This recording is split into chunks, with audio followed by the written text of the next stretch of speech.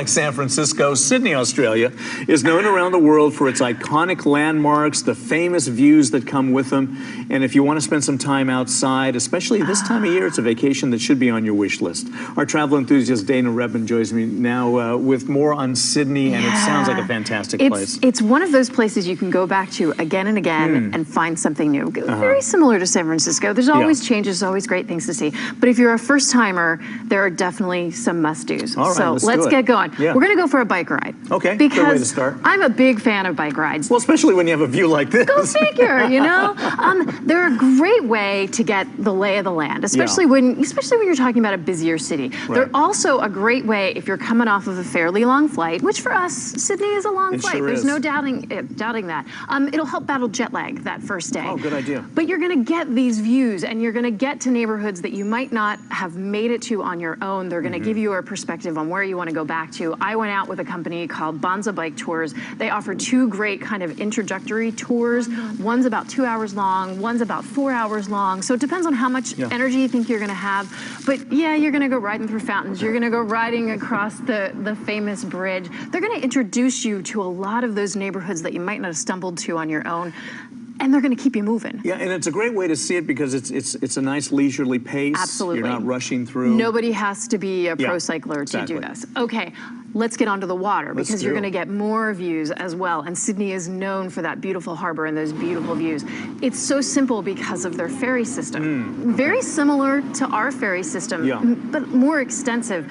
Not just for commuters, so don't think you don't belong there because you're gonna find, I mean, this is a commuting view. Wow. One of the more popular scenic routes will take you to Bondi Beach. You get this bay beach, you get this main drag like this that's kind of, very pedestrian friendly, filled with shops and restaurants.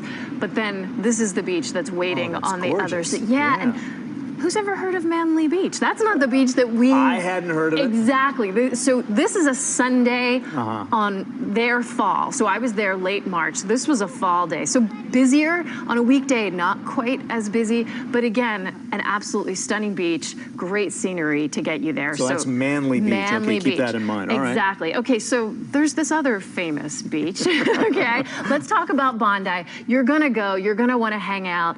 It's stunning in its own right, absolutely. Whether you're just walking on the beach, whether you're gonna maybe take a surf lesson. And not much of a crowd there. Not much of a crowd there. But, okay, and that's the pool. Oh. Okay, this is their famous, they have lots of famous beachside pools. The waves splash over. But don't just stick in Bondi, go for a walk. They have this great coastal walk. Bondi to Coogee is the section, is the section most people do. About 2 hours of walking if you don't stop. This is the stuff you're going to see a lot. You're going to stop.